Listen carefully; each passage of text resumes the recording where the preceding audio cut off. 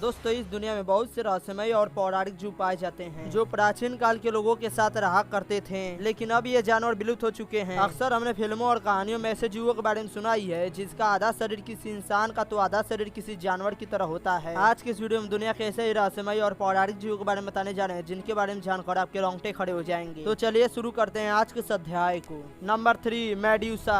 Medusa एक ऐसा जीव जिसके बारे में अपने किस्से और कहानियों में तो जरूर सुना ही होगा। मेड्यूसा जिसका आधा शरीर किसी लड़की का तो आधा शरीर किसी सांप की तरह होता है। वहीं मेडुसा के बाल विशाल जहरीले सांपों के बने हुए थे। इसके पास एक सुपर पावर भी हुआ करती थी, यह किसी भी जीव को पत्थर में बदल देती थी।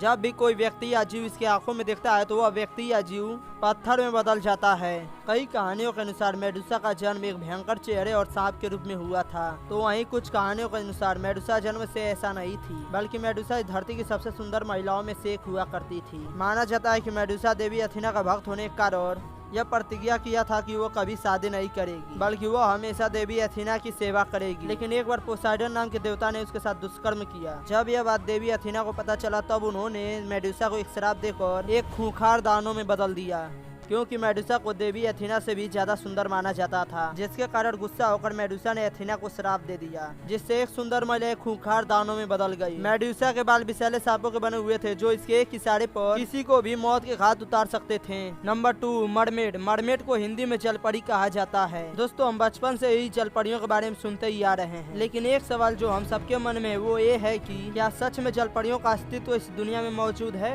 या सिर्फ ये किस्से और कहानियों का एक काल्पनिक जीव है। लेकिन कुछ लोगों का मानना है कि जलपरी कोई काल्पनिक जीव नहीं है, बल्कि इसका अस्तित्व आज भी इस दुनिया में मौजूद है। लेकिन कई लोगों ने जलपरियों को देखे जाने का दावा भी किया है। वैसे तो किस्से और कहानियों के अनुसार जलपरियों को बहुत ही सुंदर माना जाता है। जलपरी जिसका आधा शरीर किसी लड़की का तो वहीं बाकी का आधा शरीर किसी मछली का होता है। आज के समय में जलपरियां किस्से और कहानियों के पात्र लगते हैं। वहीं ग्रीक के इतिहास में जलपरियों के बारे में कई कहानियां प्रचलित हैं, तो वहीं दूसरी ओर कोलंबस ने भी इस तरह के जीवों को देखे जाने का दावा किया है। तो वहीं कुछ किस्से और कहानियों के अनुसार जलपरियों का एक भयानक और खौफनाक रूप भी दर्शाया गया है, जिसमें किनारे पर मौजूद लोगों और समुद्री यात्रियों को एक सुंदर सा गाना सुनाकर अपने बस में कर लेती थी और समुद्र के पानी में डुबाकर मार देती थी। तो वहीं रामायण काल में भी जलपरियों का जिक्र किया जाता है। कहा जाता है कि दशानन रावण की बेटी स्वरमच्छा भी एक जलपरी थी। जब हनुमान जी और उनकी वानर सेना लंका जाने के लिए राम सेतु पुल का निर्माण कर रहे थे तो उस समय स्वरमच्छा चुपके से कतार में रखे पत्थरों को बिगाड़ देती थी, जिससे राम सेतु का निर्माण न किया जा सके। बात करें जलपरियों की मौजूदगी की तो ऐसा कहा जाता है कि जलपरियां आज भी ऐसी जगह पर निवास करती हैं जहां पर प्रकृति अपने चरम सीमा पर होती है और वहां पर किसी भी इंसान का पहुंचना असंभव हो। वैसे तो दोस्तों क्या आपको लगता है, क्या जलपरियां आज भी मौजूद हैं? क्या आपने कभी किसी जलपरी को देखा है? कमेंट करके जरूर बताएं। नंबर 1, यति।